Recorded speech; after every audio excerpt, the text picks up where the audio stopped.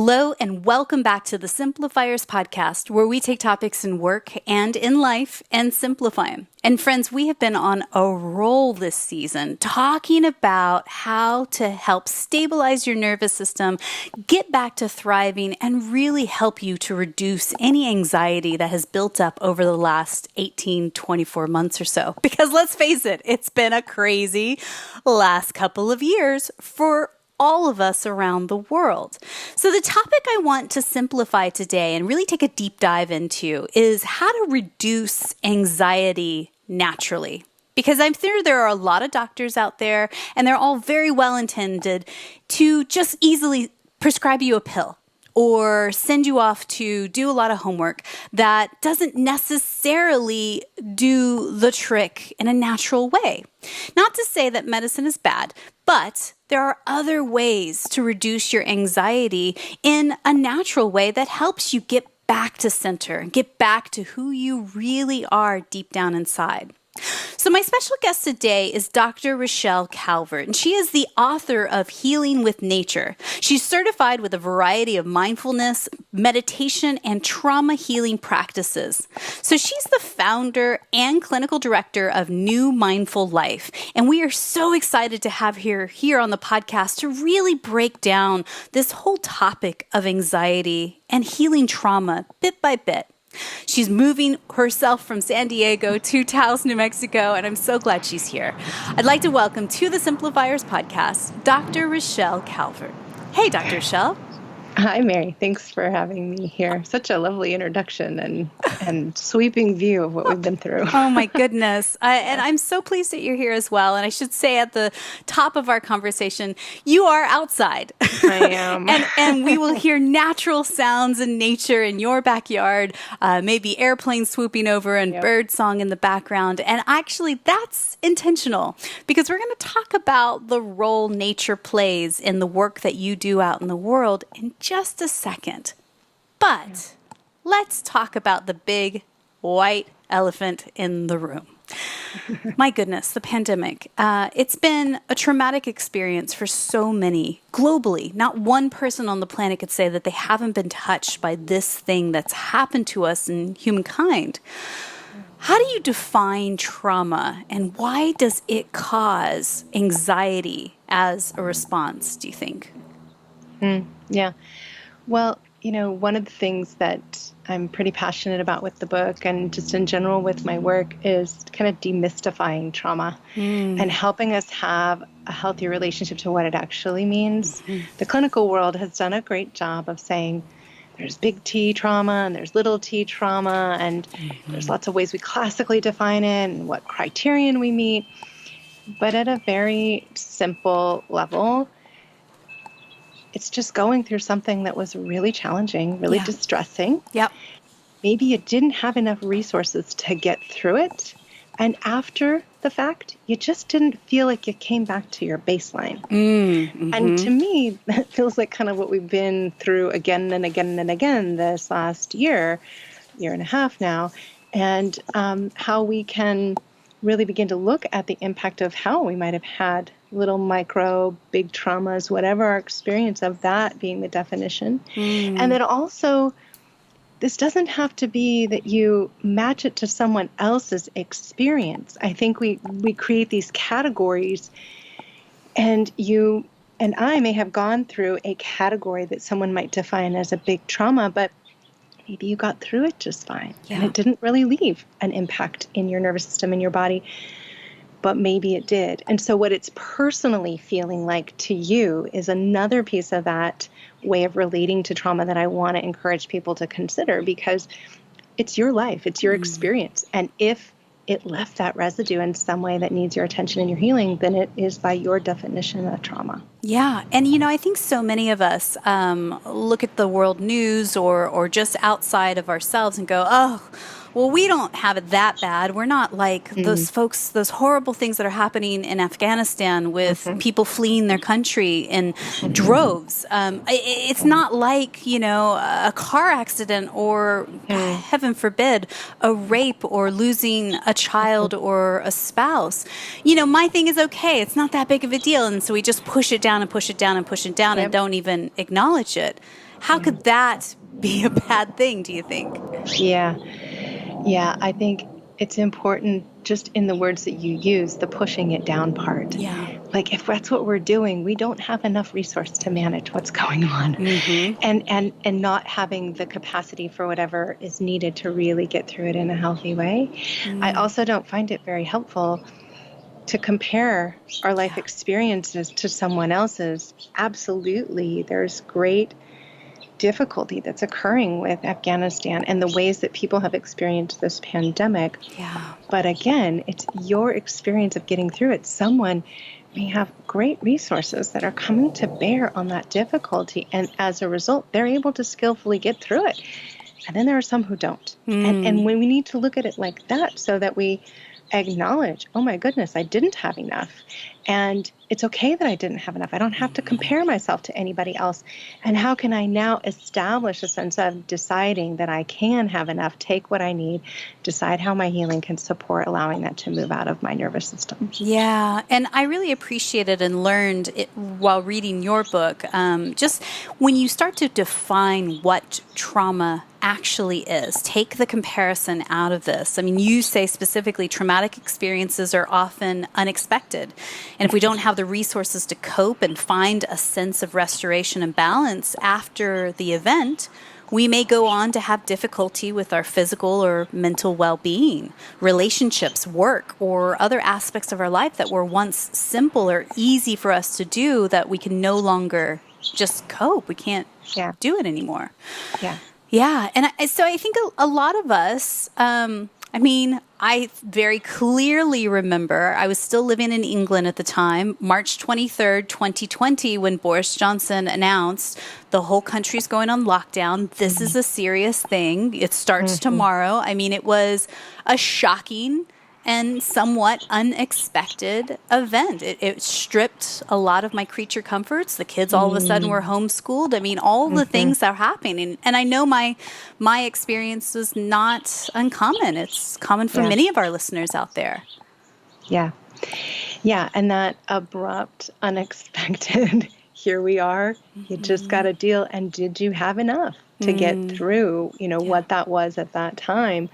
And then how it progressed and has continued to progress, even as we've come into this stage now where, in some places we're more open and we're more, able to kind of resume some of those natural resources that we may have had in our lives prior to the pandemic, but still not the same, right? And it continues to ebb and flow, expand, contract, and that's taxing on our nervous systems to decide, well, what is it that I need right now to help me make sure that I can remain in that kind of homeostasis, regulated, balanced kind of way? Reality is we're going to get tossed, but we want to have enough resource to bear with these inner practices, hopefully with the connections to nature that I'm pointing to, that all of that kind of comes into buoy how far we're getting, pushed in those vacillations of stress that come when we're in those difficult times. Yeah, and I appreciate you saying homeostasis, because I think that for a lot of us, there's, the mixed bag of uncertainty. When will things get back to normal? That was the first 6 months of all of us saying, when's it going to go back to normal? Is it going to be okay by Christmas? Because that would be really nice to get all traveling and all that. But then the realization that there is no normal, that it is just an evolution of things as it grows and evolves.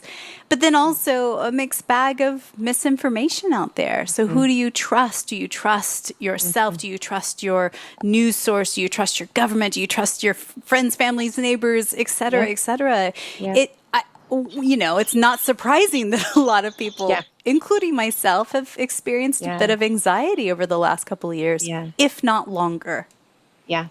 I think something you just said really reminds me of part of what I'm pointing to is hopefully establishing a greater sense to our inner ecosystems. Yes. And I think when we were going through and have been going through the pandemic, we kind of looked to all these outer experiences, the external world, to say, is it safe? Is it not safe? What can I do? What can I not do? Reasonable that we need to have that in a time of stress like this, and I would say trauma that we're going through with this pandemic as a global society. But how do we balance what we're hearing with what's going on the inside? And how do we find a healthy relationship to both of those, right? So putting the media down. I know I was encouraging a lot of my clients last year, please take the media breaks. Like, it's not helping your nervous system. The same story will be there, I promise, in about 2 days. Yeah. It's still going to, subtle changes, but nonetheless too taxing on the nervous system. So how do we regulate the influence of the outer to what we need for our inner? And this is where nature's so really restorative in that way, because she's not blasting media knowledge at us. She's not telling us, be scared, don't be scared, unless a little rain cloud comes along or some lightning, but it's a very easy way for our nervous systems to establish that sense of safety from the outer world, from the sense of what's here to take care of us and support us. And I mean, how many times have we ever heard in our lifetimes, gosh, it's so great to just get a bit of fresh air, get out, step outside, take a break for a second, all of those things. So in the research that you've done in compiling this book and talking to others and learning yourself on your own journey, how does nature help us process our trauma? And what does the research actually say about mindfulness and getting outdoors? Yes. Well, the bird song just gave us a perfect answer for Yes, that. they're like, duh, listen to me, listen to me. Hello, it's me. Yes. But there's actually research that says when we hear birdsong and water, our mood improves. It's just natural. Like you just said, it's like we've heard, just get a breath of fresh air. It's true. Fresh air will make you feel better. And so how it really supports anxiety and trauma, and especially when we're working with trauma, like it's very difficult things that we're needing to traverse and to find a healthy relationship to. So this container that nature is, that we can begin to feel and sense into, then there's a bigger holding that's going on to be able to do the work that's necessary on the inside. And, the research in nature, I often say, like, a lot of it just feels like, I'm glad they're studying it, but a lot of it's like, well, duh. Like, when I go on a hike for like 3 hours, I feel better. My well-being and happiness has improved. Yes. I just think our science is just a little green to, literally getting us that information, but nonetheless, it's coming. Yeah. Well, I mean, even just as simple as taking my shoes off, putting my feet in the grass and looking up for 3 solid intentional breaths, that doesn't require anything besides about 2 minutes of my time. And instantly my cortisol levels drop. My shoulders drop. Everything drops, right? Yeah. And that actually there is some research that points to when we can get perspective, when we can like that looking up or the depth and seeing something out in the natural world, that really is so restorative for our nervous systems. There's a lot of good benefits that are happening physiologically as well as mentally and emotionally. And that's just one simple way, like you were just pointing to feet or songs or smelling the earth. There's quite a bit of research that is smelling wet earth, moist earth, like the earth you would find in the forest or after a rain. Yeah. The scent that's released as that enters the body is actually regulating to the nervous system hormones that need to help us relax. Right? So interesting. Like, breathe some dirt and it's probably going to get better. Yeah. Well, and I hear it, and I also have been one of the ones to jump on the bandwagon in the pandemic, and through the pandemic, I've gotten a new interest in gardening that I never had before. I thought, I don't have a green thumb. I kill everything. I kill houseplants. I kill it all. Just get plastic plants and call it a day. But actually, I have also really gotten back into gardening and sowing seeds and getting your fingers in the dirt and getting messy and just simply sticking my hands in the dirt and, watching something go from a seed to a sprout to a vegetable that I can eat and put in my salad is incredible, not only in the sense of hope and regeneration, but also, as you say, just the basic calming of your nervous system, the sight, smells, touch, all the things that come with grounding, right? Yeah, absolutely. And all those details that you're present to. You're really letting your nervous system slow down. Yeah. Really attune to the rhythms of things, to be able to enter that process, potentially maybe even for yourself, which is so necessary with trauma, because often, and I know I'd say with anxiety, we run on high alert. Yeah. And we're constantly wanting to keep moving and going and Yep. doing. And the pandemic asked us to full stop. And a lot of us, I think I know for myself, it was like, oh, wow, I've just been given a gift to go on retreat for a year and I wasn't asking for it. And how can I like slow my body down into that? And I think nature just said, hey, come out here, because I'm out here doing my own rhythm to things. You might want to listen. And I think a lot of us, like you're saying, did find a way into that rhythm that just feels so good on so many levels for our well-being. So I'd like to read from your book, page 17. You say this: nature is always revealing to us how it is to be alive, changing, evolving, letting go, surrendering, adapting, dying. These are beautiful lessons, and if we're present in our own lives, we can awaken to our own true nature and experience being more fully alive. Think of a time recently when you were touched by an experience of being with nature. Maybe you noticed the bud on a flower just ready to burst into bloom, or the stillness and solidity of a tree you stood next to, or the gentle flow of water. As you connect to and learn to become fully present to these experiences, you can begin to feel that you too can experience a sense of innate well-being, the potential to bloom and open, the solidity and fluidity you perceive in nature are all present within for you to connect with and experience. By calling these qualities to our attention, nature supports our intention to be present.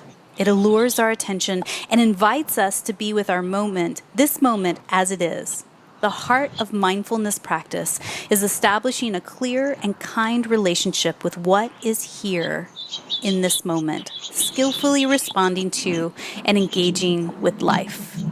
So beautiful and so true, too, because it, as you say, it gives us greater perspective on what we think is everything's panic, hot mess. Like we get so zoomed into our lives and all the stress and all the things that we can't control and all the that the zoom out and like as you said earlier, being in a safe container of nature can be quite healing, right? Yeah, definitely. And as we're more present in that way and we're more with in that way, all the beautiful qualities that nature is there reflecting to us, we can start to feel on the inside. It's like, well, me too. I feel like being a bright flower today. That feels really nice to have taken that into my nervous system. Or, the bird song, they always remind me they are singing a tune all the time out here, right? And they're speaking their truth to how they need to live out here. It's like a beautiful reflection that reminds me, well, you too, you're nature too. Everything that is in this being is exactly what's expressed in the outer world in nature. We just forget we're of nature. And like you said, we kind of get so here that we forget that that's our, you often say things like, well, your true nature, let your true nature come. Well, of course, you have all these beautiful intrinsic qualities that nature has too. Yeah. And it reminds me of a recent conversation I had with Kate Northrup, talking about the seasonality of crops, growing things in fields on farms. A farmer doesn't go to harvest the same plot of land, every single season, expecting fruit and vegetable every single season. There is a season of, letting it have that fertile void, letting it have that rest and letting it regenerate over time. That I think I have certainly taken a little bit of a deep dive into understanding that just a teeny bit more, that there are seasonalities to life. There is seasonalities to nature as well. And as you said in the excerpt, changing, evolving, adapting, and also dying, letting a part die off that is no longer, thriving anymore, has produced the harvest and ready to move on to something new, right? Yeah, definitely. We have inner rhythms to listen to. right? It's important to take rest. It's important to be motivated. It's important to learn to listen to those. But if we're so stressed out and we are kind of stuck in our stuff, we aren't listening to those rhythms and we're overriding them. And Right. things, as you were just saying, in nature don't grow well if they're not in the respective rhythm that they're supposed to be in. Right. So why we would operate any differently, it's kind of just this guy upstairs trying to run the show or overrun the show to disconnect us to listening to those rhythms. And through the progression of some of the practices in the book, we're exploring how, as that healing and that restoration and that balance comes back into our nervous systems, we have greater access to listening to that. Yeah. And then from that place, we're making way healthier choices and way more skillful ways of supporting our well-being. And I think that this is, my hope is that people are starting to wake up to this, because I think that there has been a wave of toxic positivity in the well for the last 5 or 10 years, especially through social media, of like good vibes only. It can only be at the level 11, right? Shove the bad stuff out because you've got to be productive. So, it's like the evil stepsister of toxic positivity is toxic productivity. And you're just like trying to do all the things with a big smile on your face and keep it going. And then at some point you break, right? Yeah, exactly. And I talk about this as we get into like the second and third section of the book, where we want to learn how to move towards the difficulty. We want to learn not to just say the feel-good stuff is what I'm trying to get to. Right. I would actually suggest that it's quite the opposite. The feel-good stuff can't happen unless we're in the relationship to the things that are difficult. Yeah. And I've been able to share, I think, a little in the book, but in some other ways, some things I've been writing and talking about recently, that what would it be like to befriend these challenges? Like actually decide that I want to be friendly to the trauma. Yeah. I want to treat it like a friend. You would never kick your friend out of the house. Yeah. Like if they were coming to you and say, hey, I need your help right now, I need your attention, you would welcome them in, you would give them tea, you would support them, and these experiences that we're going through within ourselves deserve to be treated with that same kind of friendliness, except that we've learned all these other pathways of like, push it down, ignore it, just focus on the positive.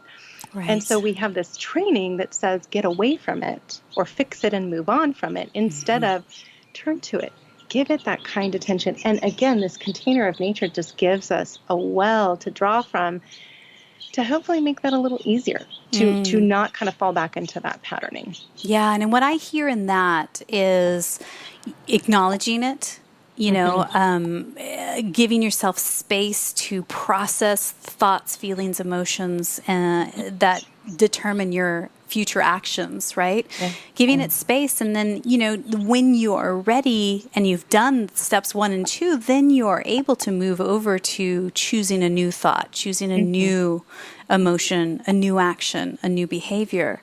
Yeah. So you mentioned it a little bit earlier, and I want to define it for anyone that doesn't know. What is somatic healing, and what are 1 or 2 simple ways that we could actually try it, like right now? Yeah. So somatic healing comes from somatic experiencing.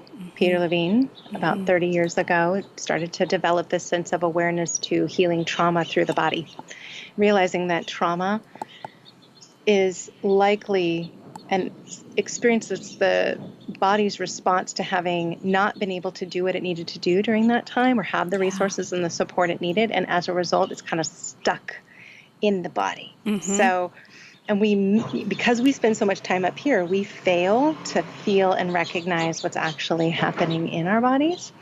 And so learning how to turn up the volume, so to speak, on your body and what's going on in the body to begin to discover where this might be stuck, then we can find some new routes and new skills to taking care of our body that might actually help it to release from the body. So somatic healing is really pointing us to skills and ways that we can practice that to learn to allow the transformation of the trauma. And so stuck trauma, I mean, inside the body could be chronic pain. It could be back pain. It could be weight gain. It could be other things, digestive issues and chronic headaches, things like that. Is there other things that could show up as stuck trauma inside your body? Yeah, you named a lot of them, but I think it can be as simple as a chronic tension pattern. Yeah. Like, you grip your jaw, or you feel like your shoulders are constantly appearing. You're having to remind yourself to bring them down, or a fidgety habit. We have these fidgety habits that we'll do where, I might, one point early in days of learning to heal my own trauma, right, was just grabbing on the hair and having this really lovely twirly business. Right. But it was a coping mechanism, right, to not feel whatever it was that was going on. It was soothing. But so sometimes those soothing little kind of idiosyncrasies that we might have are really attempts for your body to be saying, hey, we're needing something else here. Yeah, something's not right. Please help. Listen to me. Yeah. So can you lead us through maybe a quick little breathing exercise or something that could help us really tap into our bodies right now, and just get a taste of what this could feel like? Yeah. So I want to offer just a brief grounding practice. And we established that towards the second section of the book. But grounding is something that has been being talked about quite a bit in the trauma world. And I want to propose that it's often talked about when we're overwhelmed. We use it to calm down. I want to propose that we don't need to use it just when we're overwhelmed. Yeah.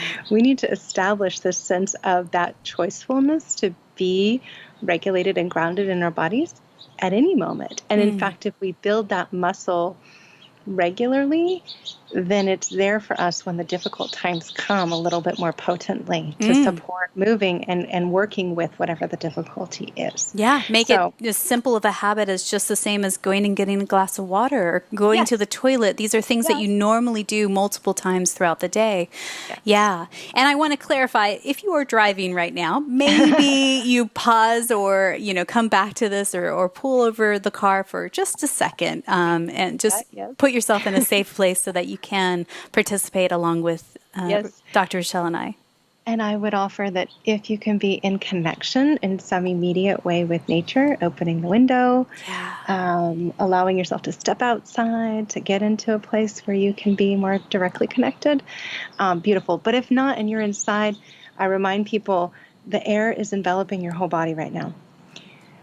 The physical, natural world, the earth, is what your structure in your home is that you're sitting in, or the place you're in right now. So that nature element is still there. It's just in a slightly different form than it might be when we're in the natural world. Yeah. So, all right. So I'm going to invite us to invite the eyes to close if that feels comfortable. If it doesn't, of course, always option to leave the eyes open and focus the gaze out in front.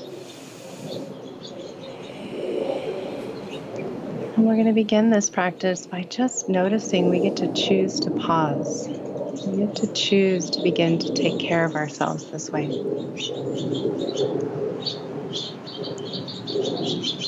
And I want to invite you to begin by just feeling into the place that your body is in right now.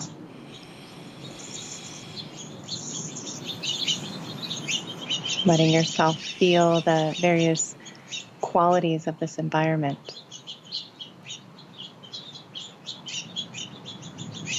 Maybe you hear a particular soundscape that's with you.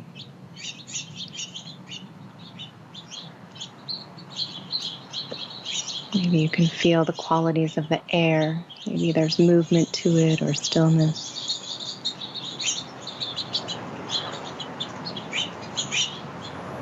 And also how you can feel the support of the way the earth, forms of earth that are here with you, sitting on top of it with either a cushion, a chair, maybe feeling and sensing the floor.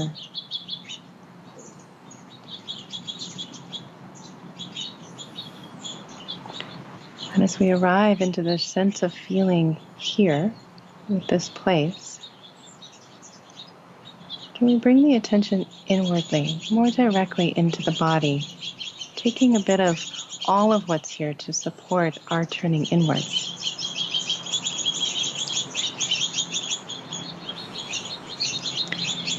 And as you begin to take notice of what's here inwardly, often we have thoughts of the mind, states of the body, or the emotions that capture our attention. And I want to invite you that whatever's here, it's okay that it's here. Nothing you need to do with it.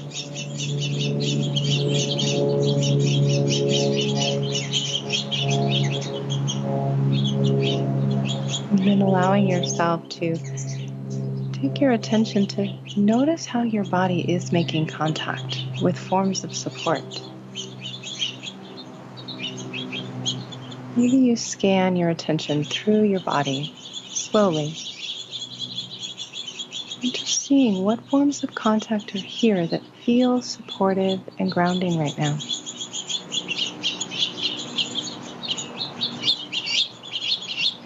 A lot of times we can sense groundedness in our bodies with a sense of heaviness or stability.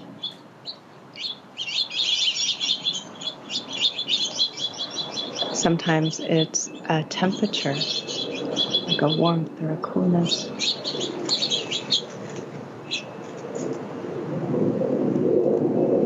And as you find and feel and sense that place in your body, can you really let your body receive that sense of support that's here?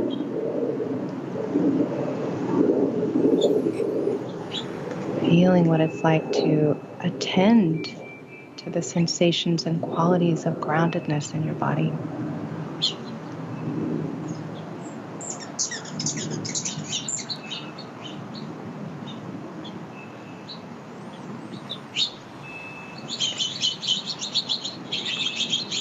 And yes, our minds will distract us. Experiences in our environment are always pulling our attention in a particular way. And can you feel you have a choice? We can let go of needing to do anything with that. Just honor, oh, that's here. And then choose to come back. Be with your body. Be with these places that feel rooted, grounded, steady within you.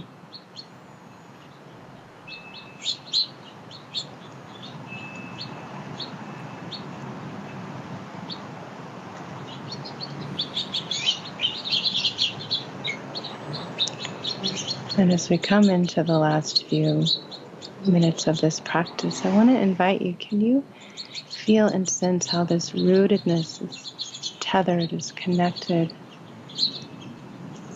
to nature, to the earth, the gravity that's holding you, rooting you.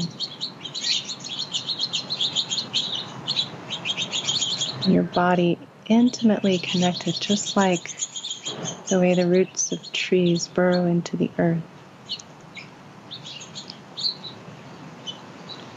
Can you really let your body and this sense of groundedness be connected to the way that the earth is here with you in this way too?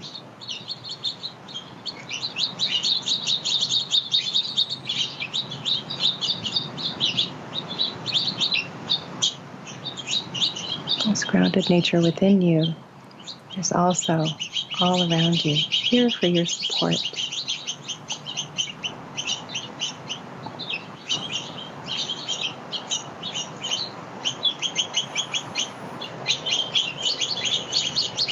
And so as we close, just honoring what's been cultivated, what's been nurtured by this practice. How is the inner landscape now?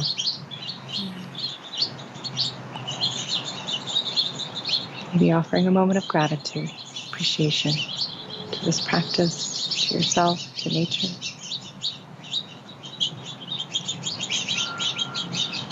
And then when you're ready, we can begin to end this practice by shifting from the inner to really sense the outer again, connecting to your natural role, maybe by slowly opening the eyes and bringing your focus and attention back into our time, our conversation together. So beautiful. And it's such a reminder of how little we do this just to take that 5-7 minutes to slow down, get centered, focus on our breath, connect with nature and be present. Oh, so beautiful. Thank you for that. Really appreciate it. You're welcome. Yeah, and we forget that this steadiness is within us. We can cultivate that.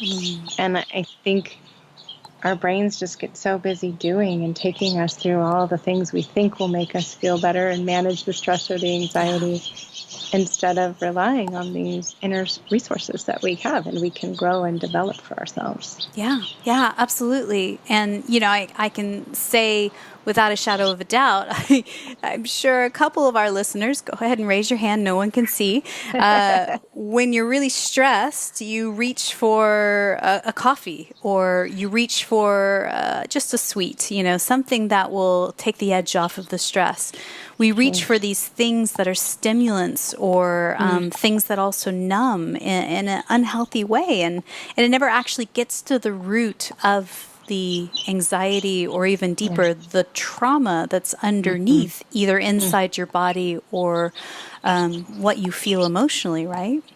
Yeah, definitely. And we've been bypassed listening to what we need to be listening to. And why, I like to teach this grounding practice with, like you said, let's treat it like an everyday activity that we're going to do, so that we are listening in a way that supports deciding what's next, taking action about what's next, right? And not bypassing through all of the other modalities that we do. Which is tricky. I have a client who, has openly said to me, Mary, I don't slow down, because if I slow down, I have to actually do the work. I have to actually, actually see what's inside. So I'm just going to keep myself really, really, really busy. And, the world, of course, when you can react faster and do more and more and more and more and more, it's not going to, say, oh, stop, slow down. Right. It's going to ask you for more and more and more and more. All of that. Yes.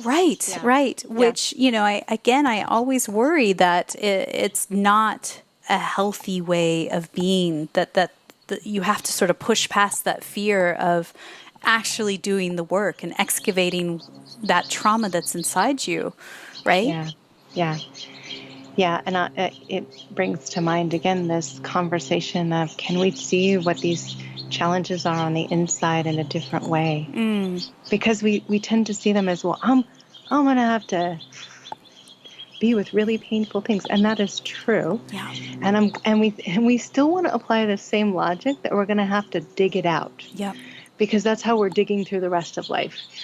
And my experience with trauma is that digging anything out, not helpful. Going really slow, learning how to be more compassionate, friendly, kind to what's happening. It starts to kind of more like till the soil, right? Till the soil for something else beautiful to grow that you don't even know you could grow. Right. But we have to be willing to say, yeah, my hands are going to get a little dirty. It's probably going to have to be that I pull some weeds out and properly, healthily give the inner landscape the nurturance and the restoration of the soil it needs to be able to grow from dealing with whatever the things are that we're not turning to. But I like to remind a lot of my own clients, myself too, these are beautiful, beautiful lessons, teachers, friends, wisdom keepers that I haven't yet discovered. So when they come up, if I can remember that instead of going to all those other patterns that want to kind of run the show, it's just like a beautiful place to spend time in my own garden, my own inner garden that needs attention in some way. And hear a lot of people talk about, just developing a sense of wholeness, being a whole person. And I think that sometimes is a bit confusing, because people go, well, I am whole. Look at me. How could I be any more whole than I am now? Good, bad, and ugly, right? But what I hear and what you're saying is just integrating these practices on a daily basis helps us actually cultivate that deeper sense of wholeness, right? Like, talk to us about trusting our healing journey, first acknowledging that there is a trauma somewhere underneath, big or small, from being resilient and living through a pandemic or other things that might have happened to you in the last 2 to 5 years, right? Yeah. Yeah. I think it's important that we look at wholeness, and much like you were just describing it, in a way that, does that mean that something's broken, or does it just mean that something's not fully awake or fully alive? Yeah. And vibrantly available to us at our disposal. Yep. Yeah. And so, okay, if I'm struggling and I'm stuck in my anxious mind, Yeah. I'm not my full, wholest self in that moment. And if I have more resources to bear on myself at that moment, I'm going to be able to bring that to aliveness into the immediacy of my life. And then it's richer and it's more full. And then we begin to taste and feel like the things we didn't know we were missing. Yeah. Right. I'm in the middle, as you mentioned earlier, of a move. So half my house is like packed and half of it is not. It's quite chaotic. Yeah. It's not the preferred way I would like to live. Sure. But nonetheless, it's the state that's here. And I found myself this weekend purposely saying, like, rest is necessary. There's a lot going on. We still have work, still have moving. So I go to lay on the couch and I'm lying there, and all of a sudden my brain kicks off this anxiety train. It's like, and you need to do, and you should be, and making the packing list, and I caught it, and through these practices, it didn't get too far out of the station, but I glanced outside actually at this little water fountain behind me, and it was turned on at the time, and the birds were just going crazy with bath time, like just fluttering and flying around. And when I looked at them, I thought, oh, they're just taking a bath. It's good to take a bath in the middle of the afternoon. And I all of a sudden came back to my body and thought, no, rest is good. Yeah. I want to take a bath too, right? And if we're in that space where we realize we're kind of getting disconnected from our wholeness, right, which is what was happening and those old patterns were starting to happen, that wouldn't have served me to get up and make the list. It wouldn't have helped any of this chaos. What was needed was to listen to the restoration, right? By tuning in, by using those practices and taking some lead from my friends and having that relationship to really attuning and listening out here, my sense of wholeness could come back, right? And I wasn't that disconnected from myself anymore by honoring that that's what I need. So it's this, I think, relational dynamic process that we're cultivating to greater sense of whole aliveness, I would say. So beautiful and such a great reminder. It reminds me of a recent conversation I had with Irene Lyon, who's a nervous system specialist as well, of just simply listening to your body. Like how many times are we sitting there and we've needed to pee for at least 20 or 30 minutes and we go, oh, just one more email, one more, but I love the thought of that inspiration can happen even in nature as well, just to remind us to listen to our body, remind us to do the things that do stabilize our nervous system. Because bottom line, when our nervous system is stabilized and you're giving your body what it needs, you make better decisions, right? Your next 5, 10, 100,000 decisions will be filled in that space of being more whole rather than bypassing, as you said earlier, or worse, not listening to your body and making very poor decisions, right? Yes, absolutely. Yeah. So my last question is this then on the topic. I think a lot of us are sitting here going, yes, this is yes, this is good. This is what I need. This will help me reduce my anxiety for sure.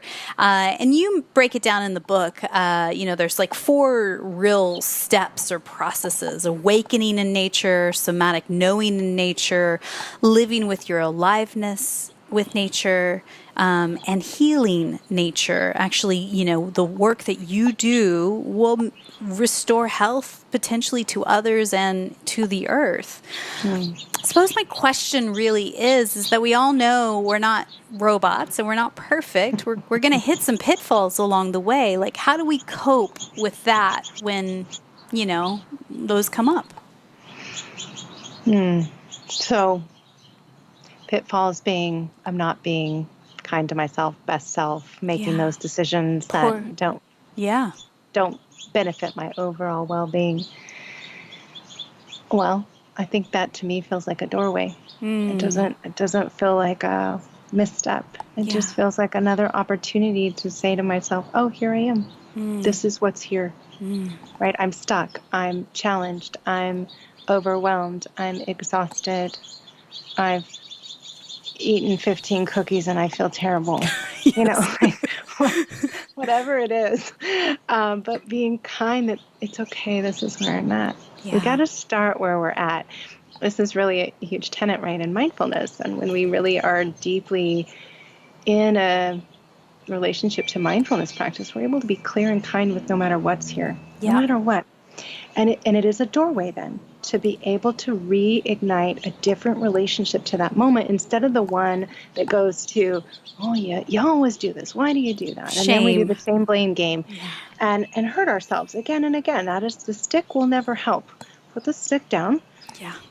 Be kind to yourself. Walk outside. Let a little butterfly flicker in front of you and send you a kiss and remind you it's fine, right? And I think why I'm so drawn to nature is once we're out here, we're just easier with ourselves. We are just kinder. We're more soft. Nobody's ever walking around going, you ugly tree, or you we just don't. I mean, it's not a thing we do as humans because we're wired that way. Yeah. So if we're out here, I think there's an easier way to reset what I'm talking about. And so, I think the simple thing to do is just take your beautiful being outside. Let something in nature touch you so that you can be reminded, you have beautiful nature too, whatever it was. And, nature's making decisions that sometimes get it a little stuck too, right? But it adapts, it evolves, it transforms itself, it pulls in other resources so that it can reestablish itself. And it reminds me of whenever I meditate, 9 times out of 10, my little brain kind of goes off center, starts thinking about the to-do list or whatever. It's just that gentle nudge of getting yourself back to center. And what you're saying is getting back to center by getting out into nature. Yeah. So if this is intriguing to you, I highly recommend her book. It's called Healing with Nature, Mindfulness and Somatic Practices to Heal from Trauma. It's in bookstores everywhere, your local bookshop down the corner or online. And I'll put the links in the show notes, and everything that we talked about is going to be in the show notes at thesimplifierspodcast.com.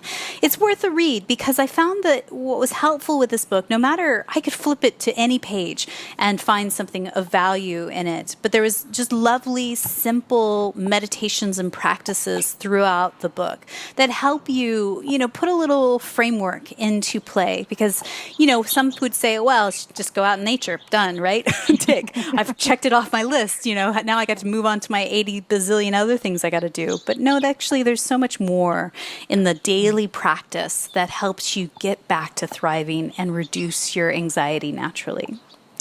So, Dr. Rochelle, I have a few questions as we wrap up that I like to ask everyone. And thank you again so much for your time and your wisdom. It's such a gift to all of us. Thank you. I really appreciate it. And I appreciate your audience being here to listen and to take it in for their well-being. It's a gift to know that it's going out. Yeah. So thank you for that. Well, tell us, what's one book or blog that you're reading these days that's either inspiring you or poking holes and challenging your belief system? Yeah, I don't know if this has been actually talked about on your podcast before. Maybe it has, because I feel like it's getting a lot of face time out there. But it's My Grandmother's Hands by Resmaa Menakem. I'm not going to try to not pronounce that correctly. But he is poking holes in our understanding of trauma and the colonization and systemic racism issues that we have faced as a collective here in the U.S. Yes. And just beautiful wisdom that he's bringing in with somatic experiencing and looking at lineage and unhealed trauma that is sitting in our collective. Yeah. That if we can wake up to, man, we're going to have some profound shifts in our consciousness as a culture. So I'm about 2/3 of the way through his book and just really delighting in that. So highly recommend, because it's just stimulating a lot of different ways to view this other experience we've come through amidst the pandemic this last year and a half of having to wake up to systemic racism. Such a great book recommendation. We will put that in the show notes, again, at the simplifierspodcast.com. And I think it's 100% spot on. Sometimes trauma is multi-generational, passed down from one mother to the child and next and onward and onward. So some of the things that you think, I don't understand. My life has been pretty vanilla. Like nothing major and traumatic has happened to me, but I still seem to have this. It may actually be way deeper than you actually give it credit to.